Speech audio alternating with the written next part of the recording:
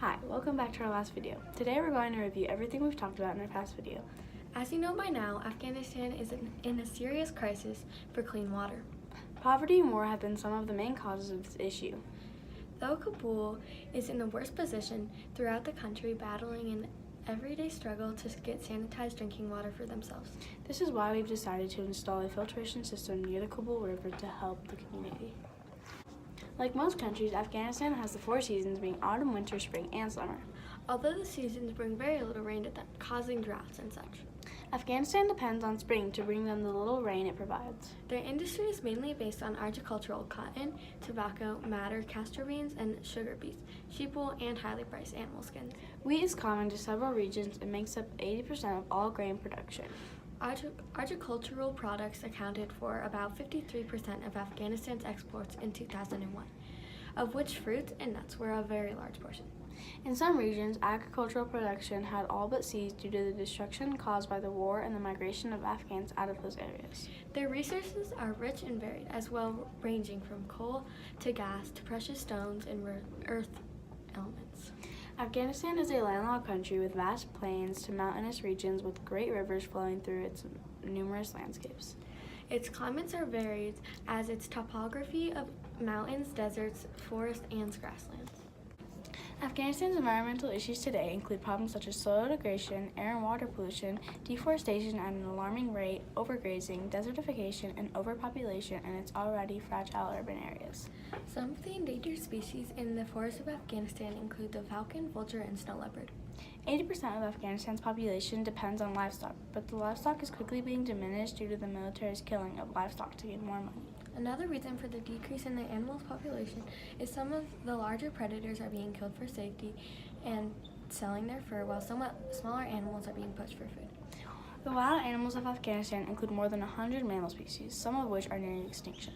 The most seriously endangered are the goiter gazelle, leopard, snow leopard, markhor goat, and back-trained deer. Other wild animals of Afghanistan include Marco Polo sheep, urals, ibex bears, wolves, foxes, hyenas, jackrabbits, and Afghanistan's environmental issues today include problems such as soil degradation, air and water pollution, deforestation at an alarming rate, overgrazing, desertification, and overpopulation in its already fragile urban areas. Some of the endangered species in the area and forest of Afghanistan include the falcon, vulture, and snow leopard. 80% of Afghanistan's population depends on livestock, but the livestock is quickly being diminished due to the military's killing of livestock to get more money. Another reason for the decrease in the animal's population is that larger animals are being killed for safety and they're selling their fur, while somewhat smaller animals are being poached for food. The wild animals of Afghanistan include more than 100 mammal species, some of which are nearing extinction. The most seriously endangered are the goitered gazelle, leopard, snow leopard, markhor goat, and back-trained deer. Other wild animals of Afghanistan include Marco Polo sheep, urals, ibex, bears, wolves, foxes, hyenas, jackals, and mongooses. Wild boar, hedgehogs, shrews, hares, mouse hares, bats, and various rodents also occur. More than 380 bird species are found in Afghanistan, with more than 200 breeding there. With very little government infrastructure to discourage hunting and a habitat disappearing with conflict and drought, much of the country's wildlife is at risk. Plant life in Afghanistan is sparse but diverse. Common trees in the mountains are evergreens, oaks, poplars, wild hazelnuts, almonds, and pistachios. The plains of the north are largely dry, treeless, steppes, and those of the southwestern corner is nearly uninhabitable deserts. Common plants in the arid regions include camelthorn, luckweed, spiny arrest thorough, mimosa, and wormwood, and a variety of sagebush. Human health in Afghanistan has been a very widespread topic throughout the years. Afghanistan has one of the worst healthcare systems in the world, with many having little or no access to medical treatment. Years of civil war have devastated the healthcare infrastructure, and unlike any other countries in the region, Afghanistan has seen increasing rates of preventable diseases, yet they don't have any medical care to prevent these diseases. According to the World Bank, about 1 in 10 children will die before reaching the age of 5, and there are about 396 deaths per every 100,000 births. Its infant mortality rate is 66 to 112.8 deaths in every 1,000 live births.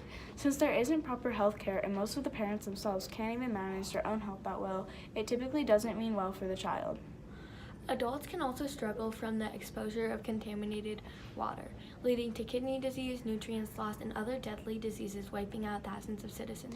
Inappropriate pipe materials such as asbestos cement have been used for older pipes, which can make the water even more dangerous. 54% of the children's ages 6 months to 5 years have stunted growth, low height for their age due to exposure to contaminated water, bad sanitation, and 67% height weight less than they should. Human health is not the only thing that is being affected. The water availability in Kabul is definitely amongst the more limited side.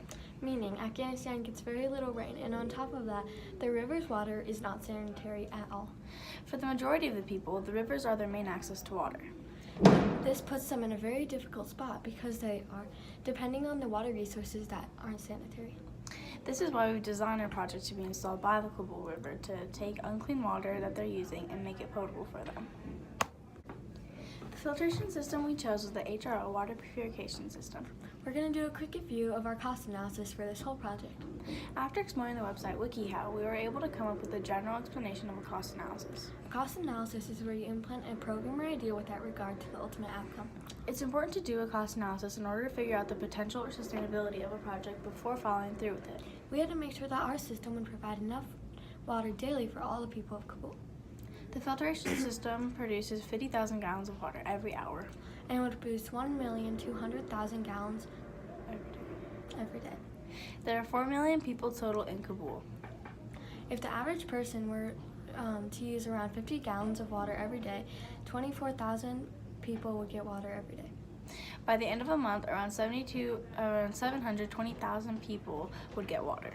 Since we would only install this by the Kabul River, not everyone in the city would be able to access it. Therefore, we wouldn't need to worry about 4 million people exactly. The RO system would cost $3,000.